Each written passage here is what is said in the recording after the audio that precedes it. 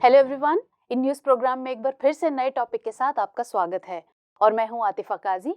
और आज का जो हमारा टॉपिक है दरअसल वो एक अंतर्राष्ट्रीय रिपोर्ट पर है जिसमें कि कोरोना काल के दौरान जो असमानताएं बढ़ी, समाज में जो असमानताएं बढ़ी किस तरीके से, उसके बारे में इसमें बताया गया है। अब वो रिपोर्ट क्या है और उसमें क्या बताया गया है, चलिए तो उसके लिए खबर पर नज़र डाल लेते हैं।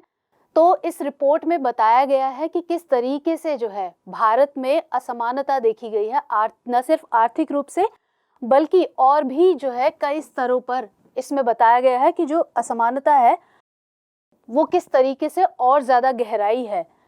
तो और इस रिपोर्ट को क्या नाम दिया गया है, द इनइक्वालिटी वायरस, और ये ऑक्सफैम ने जारी की है और ये ऑक्सफैम की इंटरनेशनल रिपोर्ट का हिस्सा है। ऑक्सफैम यानी जो ऑक्स है इसका मतलब है ऑक्सफोर्ड और फेम का मतलब है फेमिन। इसका पूरा नाम है दरअसल Oxford committee for famine relief. इसकी स्थापना कब की गई थी? 1942 में। ये एक अंतर्राष्ट्रीय संगठन है जिसका मकसद है समाज में व्याप्त किसी भी तरह का जो डिस्क्रिमिनेशन है उसको खत्म करना, और इसी उद्देश्य को लेकर ये काम करता है। तो अब चलिए आगे बढ़ते हैं, अपने जो पॉइंट्स ऑफ डिस्कशन है उनके बारे में जान लेते हैं। तो हम जान चुके हैं कि खबर क्या है और जो रिपोर्ट है वो द इनइक्वालिटी वायरस है, ये उसका नाम है। और इस रिपोर्ट के मुख्य बिंदु जानेंगे और इस रिपोर्ट में जो भी बातें कही गई हैं उससे संबंधित कुछ सुझाव भी दिए गए हैं। जिस तरीके के, जैसे हमने बताया कि असमानता का स्तर पाया गया है, तो जो उसमें कुछ सुझाव भी उसको दूर करने के लिए दिए गए हैं। और ऐसे में क्या सरकार के सामने चुनौतियां हैं उन पर भी बात करेंगे और उसके मद्देनज़र क्या उपाय किए जा सकते हैं या आगे की राह क्या हो सकती है उस पर बात करते हुए रहेगा हमारा प्रश्न। तो चलिए आगे बढ़ते हैं, लेकिन उससे पहले आप सभी को गणतंत्र दिवस की हार्दिक शुभकामनाएं अग्रिम में। और ये जो हमारा आज का टॉपिक है वो आपके जीएस पेपर 3 से जुड़ा रहेगा। तो चलिए शुरू करते हैं अपना टॉपिक। तो दरअसल ऑक्सफैम ने जो ये रिपोर्ट जारी की है, इसमें जो कोरोना के काल के दौरान जो मार्च से दिसंबर तक की जो ड्यूरेशन ली है, इसमें उसने बताया है कि जिस तरीके से जो पहले से असमानता थी तो वो और किस तरीके से गहरा गई है। और ना सिर्फ आर्थिक असमानता बल्कि कई जो प्रमुख मानदंड हैं उनके आधार पर इसने बताया कि जो विश्व भर में और भारत में भी जो है असमानता बहुत गहरे रूप से पाई गई। तो ये किस तरीके से, तो इसमें जो बताया गया कि जैसे मैंने बताया कि मार्च से दिसंबर के बीच जो था लगभग सभी देशों में जो है लॉकडाउन लग गया था। तो उसकी वजह से जो है लगभग सभी देशों में जो आर्थिक असमानता है वो उजागर हुई। और इसके अलावा इस महामारी ने ना सिर्फ आर्थिक असमानता बल्कि हर प्रकार की असमानता को बढ़ावा दिया और बढ़ाया है, और ज्यादा वृद्धि के साथ सामने नजर आई है। और इसमें कहा गया है कि जो गरीब पहले से थे उनको इस कोरोना महामारी का जो दौर रहा उससे पूर्व के स्तर पर लाने में एक लंबा समय लग सकता है, 1 दशक से भी ज्यादा का समय लग सकता है। अब इस रिपोर्ट के तहत मैंने बताया जैसे कि कई मानदंडों के आधार पर इसमें इस असमानता को बताया गया है, उसके मुख्य बिंदुओं को बताया गया है। तो हम इसे 2 स्तरों पर देखेंगे, एक वैश्विक स्तर पर और दूसरा भारत के मामले में। तो वैश्विक स्तर पर बात करने से पहले आप एक बार इसको नोट कर लीजिए। तो आपने नोट कर लिया होगा। तो चलिए आगे बढ़ते हैं, रिपोर्ट के जो इंपॉर्टेंट पॉइंट्स हैं हम वैश्विक स्तर पर बात करते हैं। तो इसमें बताया गया है कि जो वैश्विक स्तर पर जो आर्थिक असमानता है उसको बहुत ज्यादा तरीके से वो उजागर हुई है, बहुत खुलकर सामने आई है। और किस तरीके से कि जो दुनिया भर के अमीर हैं वो और ज्यादा अमीर हुए हैं इस दौरान, और जो गरीब हैं वो और ज्यादा गरीब हुए हैं। क्योंकि इस दौरान जो था, जो मार्च से दिसंबर 2020 के बीच जो दुनिया भर के अरबपति हैं उनकी संपत्ति में कितना इजाफा हुआ? 3.9 ट्रिलियन डॉलर्स का उनकी संपत्ति में इजाफा हुआ। और अगर दुनिया के 10 बड़े अरबपतियों की बात करें जिनमें कि mark Zuckerberg, Elon Musk, Jeff Bezos और बिल गेट्स वगैरह ये सब शामिल हैं, तो उनकी संपत्ति कितनी ज्यादा बढ़ी? 540 बिलियन डॉलर बढ़ गई इस दौरान में, मार्च से दिसंबर तक के दौरान में इनकी जो संपत्ति थी वो इतनी ज्यादा $540 बिलियन बढ़ गई। तो इससे साफ जाहिर होता है कि एक जो आर्थिक असमानता थी वो किस तरीके से और ज्यादा बढ़ गई है, क्योंकि जो अमीर थे वो और ज्यादा अमीर हो गए। जिस तरीके से हमने देखा कि जो बड़े बड़े अरबपति हैं उनकी जो संपत्ति थी वो और ज्यादा बढ़ गई, जबकि जो गरीब है, क्योंकि गरीबों की जॉब्स गई, उनके पास रोजगार नहीं, तो वो और ज्यादा गरीब हो गए। तो ये वैश्विक स्तर पर बात है, लेकिन रिपोर्ट में जो है भारत के संदर्भ में बहुत ज्यादा जो है अलग अलग स्तर पर उसको रखते हुए जो कई प्रकार की असमानताएं हैं उनको उजागर किया गया है, और उसमें उसके मद्देनजर बहुत सारे पॉइंट्स बताए गए हैं। तो भारत के मामले में हम उसको देखेंगे, लेकिन आप पहले इसको नोट कर लीजिए। चलिए, आपने नोट कर लिया होगा। तो भारत के मामले में अगर देखा जाए तो इसको जो मैंने बताया जैसे कुछ प्रमुख मानदंडों के आधार पर रखा गया है, बताया गया है इस असमानता को। तो सबसे पहला तो आय में असमानता, क्योंकि ये आर्थिक असमानता की बात पर जिसमें ज्यादा फोकस किया गया है, तो जाहिर बात है आर्थिक असमानता की बात हो रही है तो आय में असमानता होगी। तो इनइक्वालिटी अगर इनकम में होगी तो इसमें बताया गया कि जो महामारी का जो ये ड्यूरेशन था, ये जो पूरा ड्यूरेशन लिया गया है कोरोना काल का, तो उसमें जो भारत के 100 जो टॉप अरबपति थे उनकी संपत्ति में कितना इजाफा हुआ? 13 लाख करोड़ का। यानी जो भारत के जो बड़े अरबपति हैं, जो टॉप 100 अरबपति हैं, उनकी संपत्ति इतनी ज्यादा बढ़ गई, 13 लाख करोड़ बढ़ गई। और जो देश के सबसे अमीर अरबपति हैं, अगर इसकी परसेंटेज की बात करें, जो ये संपत्ति बढ़ी है इसकी परसेंटेज की बात करें तो ये कितनी थी? 35% की इसमें बढ़ोतरी हुई। और ये इतनी ज्यादा इजाफा था कि जो ये देश के 138 मिलियन गरीबों को, यानी जो ये अरबपतियों की संपत्ति में जो ये बढ़ोतरी हुई ये इतनी ज्यादा थी कि अगर देश के 13 करोड़ से भी ज्यादा जो गरीब हैं उनमें से हर किसी को 94,000 रुपए जो है वो दिए जा सकते थे, इतनी ज्यादा बढ़ोतरी थी ये। और इसके अलावा जैसे हमने बताया कि मार्च में लॉकडाउन लगा था, सभी को पता है, तो भारत में सिर्फ और सिर्फ अप्रैल 2020 के महीने में 1,70,000 लोगों की जॉब्स चली गई। एक तरफ जो अरबपति हैं उनकी जो संपत्ति है उसमें इतना ज्यादा इजाफा हुआ, जबकि दूसरी तरफ जो गरीब थे वो सिर्फ एक महीने के अंदर अंदर 1,70,000 लोगों की जॉब्स चली गई। ये एक बड़ी संख्या है, बड़ी मात्रा को दर्शाता है कि जिसके कितने लोग जो है जॉबलेस हो गए। आगे बढ़ें इससे पहले आप इसको नोट कर लीजिए। नोट कर लिया होगा आपने। तो ये रिपोर्ट यही बताती है कि किस तरीके से जो अमीर और गरीब के जो बीच की खाई थी वो और ज्यादा, जो उनके बीच का जो विभाजन था वो किस तरीके से और ज्यादा गहरा गया। अब दूसरा पॉइंट क्या है? श्रमिकों में असमानता, यानी कि जो वर्कर्स थे उनके बीच किस तरीके से असमानता नजर आई। तो जो भारत का जो असंगठित क्षेत्र है, इनफॉर्मल सेक्टर है, उसके जो वर्कर्स है, उसके जो मजदूर हैं, उसके जो कामगार है, वो इसमें सबसे ज्यादा प्रभावित हुए। क्यों? क्योंकि उनके पास जो था वर्क फ्रॉम होम का ऑप्शन भी बहुत कम था, क्योंकि जैसे जो लोग कंस्ट्रक्शन साइट्स पर काम करते हैं, कारखानों में काम करते हैं, इस तरह के जो भी मजदूर जहाँ पर भी काम करते हैं, जो कामगार हैं यहाँ के, उनके पास वर्क फ्रॉम होम की फैसिलिटी बहुत कम थी, ना के बराबर थी। तो जबकि जो फॉर्मल सेक्टर के जो वर्कर्स थे उनके पास, ज्यादातर के पास वर्क फ्रॉम होम की फैसिलिटी थी। तो इस वजह से इस क्षेत्र पर इसका सबसे ज्यादा असर पड़ा। और जो जैसे मैंने बताया कि वर्क फ्रॉम होम की फैसिलिटी कम थी, और जो असंगठित क्षेत्र था वो 40 से 50 मिलियन जो सीजनल वर्कर्स थे, इन पर सबसे ज्यादा असर पड़ा इसका।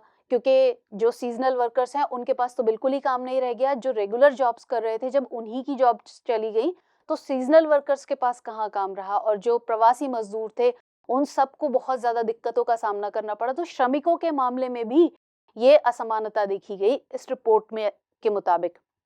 आप इसको नोट करिए, फिर आगे बढ़ते हैं। आपने नोट कर लिया होगा। चलिए अब आगे बढ़ते हैं शिक्षा के क्षेत्र में। हम सभी को पता है जब से लॉकडाउन लगा तब से जो एजुकेशन थी वो डिजिटल मोड में आ गई। यानी कि क्योंकि स्कूल्स बंद, इंस्टीट्यूट्स बंद, कोचिंग सेंटर्स बंद, ट्यूशन्स बंद ज़्यादातर, तो सभी जब जो एजुकेशनल इंस्टीट्यूशंस थे वो सभी बंद हो गए। तो लेकिन ऐसे में उनकी जो क्लासेस थी वो ऑनलाइन होने लगी, वो ऑनलाइन प्रोवाइड कराया, तो एजुकेशन जो थी वो डिजिटल मोड में आ गई। तो इस स्तर पर भी जो है लोगों के बीच असमानता देखने को मिली। किस तरीके से मिली कि जो जबकि इसमें जो हमने देखा कि जो इसके दौरान जब ये ऑनलाइन मोड में आ गई, तो इसमें जो कुछ ऑनलाइन स्टडी प्लेटफॉर्म्स थे उन्होंने तो इसमें जो है फ़ायदा कमाया इसमें, इस दौरान जो लॉकडाउन था। लेकिन इसके बीच जो था, जो देश के 20% बेहद गरीब परिवार थे, उनमें से सिर्फ 3% ही परिवार ऐसे थे जिनकी कंप्यूटर तक एक्सेस थी, कंप्यूटर तक पहुंच थी। यानी कि एजुकेशन डिजिटल मोड में आ गई, लेकिन उसका फायदा सभी के पास नहीं था। तो ये भी शिक्षा के क्षेत्र में असमानता यहाँ देखने को मिली। और हमने बात की कि जो 20% बेहद गरीब परिवार थे, तो उनमें से सिर्फ 3% तक ही वो जो था कंप्यूटर तक पहुंच थी। लेकिन इंटरनेट के मामले में थोड़ा सा ये परसेंटेज ऊपर था, लेकिन ज्यादा नहीं था। कितना था? 9% था। तो इस तरीके से एजुकेशन के बीच भी हमें असमानता देखने को मिलती है। इस रिपोर्ट में ऐसा हम देख रहे हैं, इस रिपोर्ट के मुताबिक। आप इसको नोट करिए, फिर आगे बढ़ते हैं। आपने नोट कर लिया होगा। चलिए, अब हमारा अगला पॉइंट है हेल्थ के सेक्टर में, हेल्थ सेक्टर में। तो इसमें रिपोर्ट में ये बताया गया है कि हालांकि भारत जो है वो अपने सामाजिक, आर्थिक या सामाजिक श्रेणियों का जो डेटा है वो डिसएग्रीगेट नहीं करता है। तो इसलिए जो रिपोर्ट है, रिपोर्ट को बनाने में जो अलग अलग तरह की कम्युनिटीज हैं उनके बीच जो बीमारी है उसके प्रसार का पता लगाना थोड़ा मुश्किल रहा। लेकिन फिर भी जो रिपोर्ट है उसमें बताया गया है कि भारत जो है वो कोविड-19 के जो पॉजिटिव होने के जो मामले हैं उनके बढ़ने के मामले में दुनिया का दूसरा सबसे बड़ा देश है। रिपोर्ट में ऐसा बताया गया है। अब आगे बढ़ते हैं, आप इसको नोट करिए। और रिपोर्ट में बताया गया है कि जो देश के जो गरीब थे, प्रवासी मजदूर थे और जितने भी वंचित वर्ग थे, तो इस तरह के लोगों के बीच जो है वो इस महामारी का प्रसार बहुत ज्यादा देखने को मिला। और क्योंकि जो इसमें जो महिलाओं की बात करें अगर, तो महिलाओं के ऊपर भी इसका खासा असर पड़ा। वो इसलिए क्योंकि उनकी जो रेगुलर हेल्थ चेकअप्स थे और आंगनवाड़ी जैसे केंद्र बंद हो जाने की वजह से उनको स्वास्थ्य की समस्याओं का सामना करना पड़ा, क्योंकि इस तरह के केंद्रों के थ्रू उनकी जो रेगुलर हेल्थ चेकअप्स थे वो हो जाते थे, जिसकी वजह से जो है उनको काफी हद तक स्वास्थ्य समस्याएं उनके सामने आई और उनको इससे दिक्कतों का सामना करना पड़ा। इसको नोट करिए, फिर आगे बढ़ते हैं। चलिए, आपने नोट कर लिया होगा। अब ये बात हुई स्वास्थ्य की, अब स्वच्छता की बात करते हैं कि स्वच्छता में भी किस तरीके से असमानता देखने को मिली है। तो स्वच्छता की बात करें तो इस जो महामारी है इसका जो प्रसार था, इसका जो फैलाव था वो किस में हुआ? जो स्वच्छता तथा पानी और जो शौचालय है उसको, जिस तरीके जो कॉमन फैसिलिटीज हैं उनको शेयर करने की वजह से जो था, जो गरीब लोग हैं उनमें इसका ज्यादा प्रसार देखने को मिला। क्योंकि जितनी भी कॉमन फैसिलिटीज, जैसे हमने देखा है जो गरीब बस्तियां हैं वहाँ एक नल को शेयर किया जाता है, टॉयलेट्स सभी के घरों में सेपरेट नहीं होते, या जो जिनके घरों में है तो उनको जो है बहुत लोग शेयर करते हैं, क्योंकि जो जिस तरीके से आबादी वहाँ की होती है। तो इन कॉमन फैसिलिटीज की शेयरिंग की वजह से जो है गरीब तबके में या जो वंचित वर्ग हैं तो उन सब में इसका प्रसार ज्यादा देखने को मिला। जबकि जो देश के टॉप 20% जो परिवार हैं जो जो इस तरह की जो फैसिलिटीज अफोर्ड कर सकते हैं, तो उनमें से 93% के पास इस तरह के जो फैसिलिटीज हैं उन तक वो उनके पास फैसिलिटीज थी, यानी कि नॉन शेयरिंग फैसिलिटीज उनके पास थी, इन सब की, पानी की, टॉयलेट्स की। तो इस तरह की फैसिलिटीज उनको अवेलेबल थी। जबकि जो देश के 20% जो गरीब परिवार हैं तो उनमें से कितने लोगों के पास इस तरह की फैसिलिटी थी? सिर्फ 6% के पास ही इस तरह की फैसिलिटी थी। अब इसी के अंदर जातिगत असमानता की बात करें, यानी कि जो ये हमने स्वच्छता के बारे में जो बात कर रहे हैं, तो उसी में जातिगत स्तर पर ये किस तरीके से असमानता नजर आती है कि जो जनरल कैटेगरी के जो लोग हैं, जनरल कैटेगरी के जो परिवार हैं, उनमें उनके कितने परसेंट परिवारों के पास ये फैसिलिटी अवेलेबल थी? 65.7% जो परिवार थे उनके पास ये फैसिलिटी अवेलेबल थी। लेकिन जो एससी और एसटी परिवार है, अगर इसी मामले में यही आंकड़ा, यही फैसिलिटी जो है एससी एसटी के मामले में देखी जाए तो वो कितने परसेंट थी? एससी के मामले में 37.2% और जबकि एसटी के मामले में ये थी 25.9%। तो इस तरीके से अलग अलग क्षेत्रों में जो है भारत में बहुत जो है विकराल रूप से हम ये देख सकते हैं कि रिपोर्ट में जो जिस तरीके से बताया गया है कि भारत में हर क्षेत्र में लगभग जो है बहुत ज्यादा असमानता पाई गई और कोरोना के दौरान जो असमानता थी ये उजागर हुई काफी हद तक। तो चलिए इसको नोट करिए, फिर आगे बढ़ते हैं। चलिए आपने नोट कर लिया होगा, अब बढ़ते हैं आगे। अब बात करते हैं जेंडर इनइक्वालिटी की। तो इसमें भी बहुत ज्यादा जो है असमानता देखने को मिली, इनइक्वालिटी देखने को मिली। तो अगर महिलाओं के अंदर बेरोजगारी की बात करें तो ये पहले ही बहुत ज्यादा थी, कोरोना काल से पहले ही बहुत ज्यादा थी। कितनी? 15% थी और बढ़कर कितनी हो गई कोरोना के दौरान? 18% हो गई, जिससे जो देश की जीडीपी है उसको कितना नुकसान हुआ? 8% का घाटा हुआ देश की जीडीपी को।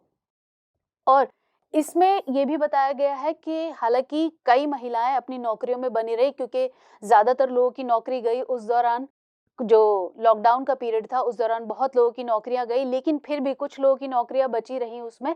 तो उनमें से जिन महिलाओं की नौकरी रही भी, तो उनमें से 83% जो महिलाएं थी उनको आय में कटौती का सामना करना पड़ा। और ये बताया गया है institute of social studies trust की, ये एक नॉन प्रॉफिट नॉन गवर्नमेंटल वो ऑर्गेनाइजेशन है, तो उसके अनुसार जो है ये आंकड़ा बताया गया है। और रिपोर्ट में जो है ये भी बताया गया कि जो घरेलू हिंसा के मामले हैं इस दौरान जो है उनमें काफी बढ़ोतरी हुई।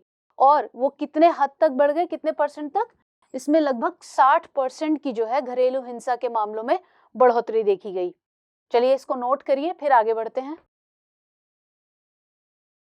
आपने नोट कर लिया होगा। अब रिपोर्ट में जिस तरीके से बढ़ती असमानताओं के बारे में बताया गया है कि वैश्विक स्तर पर भी बढ़ी और भारत के संदर्भ में खासकर बताया गया है, और अलग अलग क्षेत्रों के स्तर पर उसमें बताया गया है फोकस करके कि किस क्षेत्र में किस हद तक असमानता देखने को मिली। तो इसी के मद्देनजर जो रिपोर्ट है उसमें कुछ सुझाव भी दिए गए हैं, जो सरकार है उसको कुछ सुझाव दिए गए हैं कि इस तरीके से इन सुझावों को अपनाकर जो है इन असमानताओं को दूर किया जा सकता है। तो उन सुझावों की बात कर लेते हैं कि वो क्या सुझाव हैं। तो सबसे पहला तो इसमें ये कहा गया है कि जो इस दौरान जितने भी जो बड़े जो अरबपति हैं, जो इंडिविजुअल्स हैं या चाहे कॉरपोरेट्स हैं, उनकी जो भी उन्होंने प्रॉफिट कमाया है उस पर जो कर है वो ज्यादा लगाया जाए। यानी कि जो नीति निर्माता है वो इस तरीके की नीतियां बनाए कि उससे जो है उन पर कुछ एक्स्ट्रा कर लगाकर जो है उस पैसे को सभी लोगों के लिए जो है निःशुल्क गुणवत्ता वाली जो सार्वजनिक सेवाएं हैं, यानी जो कॉमन फैसिलिटीज हैं, वो सभी लोगों के लिए फ्री में उनको उपलब्ध कराया जाए। यानी जो पैसा टैक्स के थ्रू कमाया जाए, जो जितने भी जो भी बड़े कॉरपोरेट्स हैं या इंडिविजुअल अरबपति जो भी अमीर हैं, उन पर कर लगाकर इस पैसे को इस तरीके से सभी के लिए कॉमन फैसिलिटीज फ्री में उपलब्ध कराने के लिए उसको यूज किया जाए। और इसके साथ साथ जो है श्रमिकों को आय की सुरक्षा दी जाए। जिस तरीके से हमने देखा था कि जो भी असंगठित क्षेत्र के मजदूर थे, कामगार थे, उनको वर्क फ्रॉम होम की फैसिलिटी भी अवेलेबल नहीं थी, बहुत लोगों को अवेलेबल थी। तो इससे जो है काफी लोगों को जो राहत मिली कि वर्क फ्रॉम होम कर रहे थे, तो उस दौरान उनको कुछ ना कुछ आय जरूर मिल रही थी। तो लेकिन जो असंगठित क्षेत्र के कामगार हैं उनके पास कोई भी आय का जरिया नहीं था। तो इसमें रिपोर्ट में कहा गया कि जो सरकार है वो इस तरह की नीतियां लाए, इस तरीके की उपाय करे कि जिससे जो असंगठित क्षेत्र का खासकर मजदूर है, जो श्रमिक हैं, उनको आय की सुरक्षा आगे मिल सके, जिससे कि अगर ऐसी कोई आपात स्थिति बनती है इस तरीके की आगे भी या क्योंकि जाहिर बात है जिस तरीके से ये असमानता, आर्थिक असमानता बढ़ी है, और रिपोर्ट में बताया भी गया है कि जो गरीब हैं उनको कोरोना के पहले की स्थिति में लाने के लिए भी वर्षों लग जाएंगे, 1 दशक से भी ज्यादा का टाइम लग जाएगा। तो ऐसे में बहुत जरूरी है कि सरकार इस तरीके की नीतियां बनाए कि श्रमिकों को आय की सुरक्षा मिल सके, सभी श्रमिकों को मिल सके, लेकिन खासकर जो असंगठित क्षेत्र का जो श्रमिक है, मजदूर है, उसको आय की सुरक्षा ज्यादा मिल सके। अब ऐसे में सरकार के सामने क्या चुनौतियां हैं, भारत सरकार के सामने क्या चुनौतियां हैं और उनको दूर करने के लिए क्या उपाय किए जा सकते हैं, उन पर बात करेंगे। लेकिन उससे पहले आज का प्रश्न नोट कर लीजिए। हाल ही में ऑक्सफैम ने कोविड-19 महामारी के दौरान विभिन्न क्षेत्रों में आई असमानताओं पर एक रिपोर्ट जारी की। सामाजिक असमानता के मामले में भारत सरकार द्वारा किए गए विभिन्न प्रयासों पर आलोचनात्मक टिप्पणी कीजिए। आपने नोट कर लिया होगा। तो चलिए अब हम बात करते हैं चुनौतियों की। तो सबसे पहला तो जो सरकार के सामने है, विकास और वितरण का मुद्दा, यानी कि जो, क्योंकि इस वक्त जिस तरीके से हमारी अर्थव्यवस्था की जो रफ्तार है वो बहुत धीमी पड़ गई है, क्योंकि पहले ही किन्हीं कारणों की वजह से जो है जिस तरीके से अर्थव्यवस्था हमारी थोड़ा सुस्त चल रही थी, लेकिन इस कोरोना काल में लगभग सभी देशों की अर्थव्यवस्था पर इसका असर पड़ा है, लेकिन हमारे देश की जो अर्थव्यवस्था है वो और उसकी रफ्तार और धीमी पड़ गई है और सुस्त हो गई है। तो ऐसे में सरकार के सामने विकास का मुद्दा ज्यादा है कि विकास करना पहले ज्यादा जरूरी है, क्योंकि अगर विकास होगा तभी जो है उसका वितरण जो है सही तरीके से हो सकेगा। क्योंकि अगर वितरण पहले किया जाएगा तो जो इस तरीके से जो सरकार है वो कहीं ना कहीं विकास के मुद्दे से भ्रमित होकर और मामलों में ज्यादा अटक जाएगी, क्योंकि विकास जो है वो पहले ज्यादा जरूरी है, जिससे हम स्टेप बाय स्टेप आगे बढ़ सकें। तो ये जो चुनौती है विकास और वितरण की, ये एक बड़ा मुद्दा है। और जो सरकार के मुताबिक ये जो है एक मध्यम अवधि का जो मुद्दा है, लक्ष्य हो सकता है, क्योंकि फर्स्ट प्रायोरिटी जो है वो विकास हो सकती है। तो यहाँ ये जो दोनों मुद्दे हैं, दोनों आपस में ये थोड़ा सा जो है सरकार के सामने एक चुनौती बन सकते हैं कि किस तरीके से जो है सरकार इन दोनों में सामंजस्य बिठाते हुए जो ये असमानताएं हैं इनको दूर करे। तो ऐसे में क्या कदम उठाए जा सकते हैं, उन पर अगर बात करें तो सबसे पहला अंतर्राष्ट्रीय सहयोग, यानी भारत जो है अंतर्राष्ट्रीय स्तर पर जो संस्थाएं हैं, जैसे एशियन डेवलपमेंट बैंक यानी एडीबी है, विश्व बैंक है, तो इन सब की सहायता लेकर जो है इस अर्थव्यवस्था की रफ्तार को आगे बढ़ाने में मदद ले सकती है और उसको जो है इस तरीके की जितने भी मुद्दे हैं, चुनौतियां हैं, इनको दूर कर सकती है। और इस तरीके की अगर जो है यहाँ से इन अंतर्राष्ट्रीय संस्थाओं से सहायता प्राप्त होती है तो सरकार को आगे जो है नीतियां बनाने के साथ साथ उनके कुशल कार्यान्वयन में मदद मिलेगी, जिससे कि ये जो चुनौतियां सरकार के सामने हैं इनको हल किया जा सकेगा, इनको सुलझाया जा सकेगा और श्रमिकों की जो आय है उसको सुरक्षा मिल सकेगी। क्योंकि ये जो है जिस तरीके से रिपोर्ट में भी सुझाया गया है कि श्रमिकों को आय की सुरक्षा दी जाए, तो जाहिर बात है जब सरकार को जिस तरीके से अगर कार्यान्वयन सही तरीके से कर पाती है, रफ्तार जिस तरीके से धीरे धीरे हमारी अर्थव्यवस्था की बढ़ेगी, तो सरकार जो है जो श्रमिकों को आय की सुरक्षा पर भी नीतियां बनाए। सरकार जिस तरीके से हमने बात की कि अंतर्राष्ट्रीय सहयोग ले सकती है, सरकार अंतर्राष्ट्रीय सहयोग प्राप्त करके श्रमिकों की जो आय की सुरक्षा है उसका मुद्दा भी सुलझाया जा सकता है। तो ये था हमारा आज का टॉपिक। मुलाकात होगी अगले प्रोग्राम में, लेकिन जाने से पहले आप सभी को एक बार फिर भारत के 71वें गणतंत्र दिवस की अग्रिम शुभकामनाएं। जय हिंद।